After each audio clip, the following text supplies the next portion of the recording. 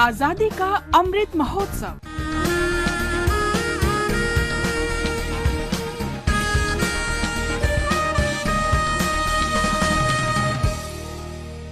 आजादी का सफर, आकाशवाणी समाचार के साथ एक राष्ट्र का उदय।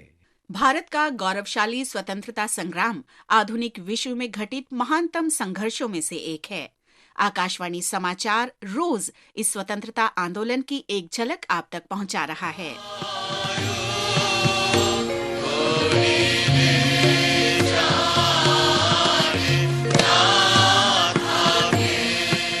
आज की कड़ी में हम स्मरण कर रहे हैं महान दार्शनिक और समाज सुधारक केशव चंद्र सेन का, जिनका निधन 1884 में आज के ही दिन 8 जनवरी को हुआ था।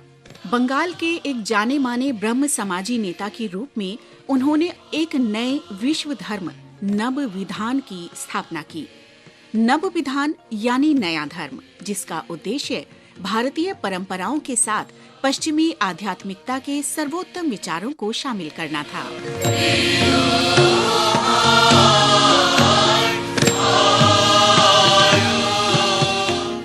एक युवा के रूप में भी केशव की प्राथमिक चिंता एक विश्व धर्म की तलाश करना था। 1857 में कॉलेज जीवन में ही उन्होंने विद्यार्थियों के लिए एकेश्वरवादी धार्मिक सोसाइटी गुडविल फ्रेटर्निटी की स्थापना की। इस संगठन की एक बैठक में केशव की मुलाकात पहली बार विख्यात ब्रह्म समाजी नेता देवेंद्रनाथ टैगोर से हुई। वेदांतवाद से प्रभावित केशव 1857 में ब्रह्म समाज में शामिल हो गए और 1858 तक इसके प्रमुख नेता बन गए। केशव ने नए विचारों और नई गतिविधियों को शामिल कर ब्रह्म समाज संगठन को एक नया रूप दिया।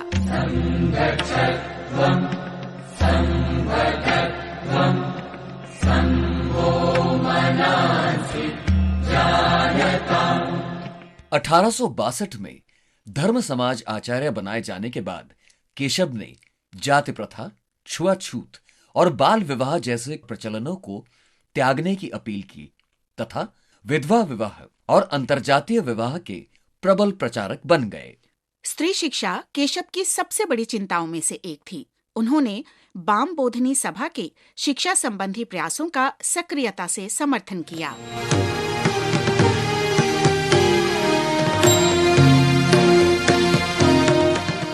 देवेंद्रनाथ टैगोर के साथ कुछ मतभेदों के बाद केशव चंद्र सेन ने 1866 में भारतवर्षीय ब्रह्म समाज नाम से एक नई सोसाइटी गठित की। 1881 में केशव ने पूरब और पश्चिम के सामंजस्य पर आधारित एक नए समन्वयवादी धर्म नव विधान की आधिकारिक रूप से स्थापना की।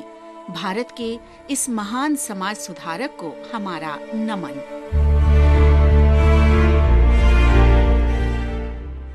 आज हम विख्यात राष्ट्रवादी मधुलिमय को भी याद कर रहे हैं, जिनका निधन 1995 में 8 जनवरी को हुआ था। मधुलिमय का जन्म 1 मई 1922 को पुणे में हुआ था। स्वतंत्रता संग्राम के दौरान 1938 से 1948 तक वे इंडियन नेशनल कांग्रेस और कांग्रेस सोशलिस्ट पार्टी से जुड़े रहे। 1955 में उन्होंने गोवा मुक्ति आंदोलन में भी भाग लिया और जेल गए। 19 महीने से भी अधिक समय तक वे पुर्तगाली कारावास में रहे। राम मनोहर लोहिया के अनुयायी मधुलिमय ने 1970 के दशक में जेपी आंदोलन में सक्रिय भाग लिया। इस महान राष्ट्रवादी को हमारा नमन।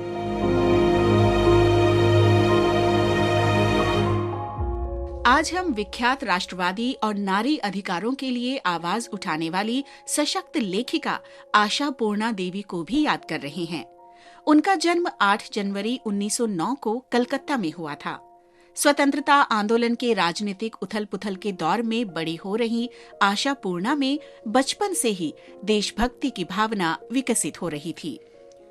आशापूर्णा देवी की 3 सशक्त कृतियां प्रथम प्रतिश्रुति, सुवर्णलता और बकुल कथा में औपनिवेशिक भारत से स्वतंत्र भारत तक महिला मुक्ति का जीवंत चित्रण है।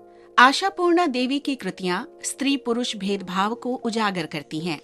उनकी लघु कथाओं और उपन्यासों में बंगाल की मध्य वर्गीय महिलाओं की स्थिति का वर्णन है।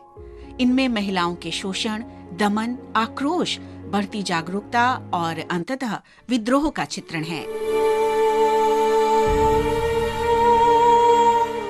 সম্পাদক তো রাজকুমার চক্র, উনিই আমাকে উৎসাহ দিয়েছিলেন যদি আমাকে লেখিকা করার জন্য যদি কারোর কোনো কৃতিত্ব থাকে তো ওরই প্রথম লেখাটা ফেরত তো দিলেনই না, সমাদরে ছাপলেন এবং তক্ষুনি লিখলেন যে তুমি গল্প লিখতে পারলে লেখো। साहित्य, विशेषकर महिला साहित्य के क्षेत्र में महत्वपूर्ण योगदान के लिए उन्हें ज्ञानपीठ पुरस्कार से सम्मानित किया गया। भारत सरकार ने 1976 में उन्हें पद्मश्री से अलंकृत किया। 13 जुलाई 1995 को आशापूर्णा देवी का निधन हो गया। उनकी रचनाओं का कई भाषाओं में अनुवाद हुआ है। ये विभिन्न स्कूली पाठ्यक्रमों में भी शामिल हैं। इस महान नारीवादी लेखिका को आकाशवाणी का नमन। और अब आकाशवाणी समाचार के साथ आजादी का सफर की ये कड़ी संपन्न होती है। कल फिर मिलेंगे अगली कड़ी के साथ।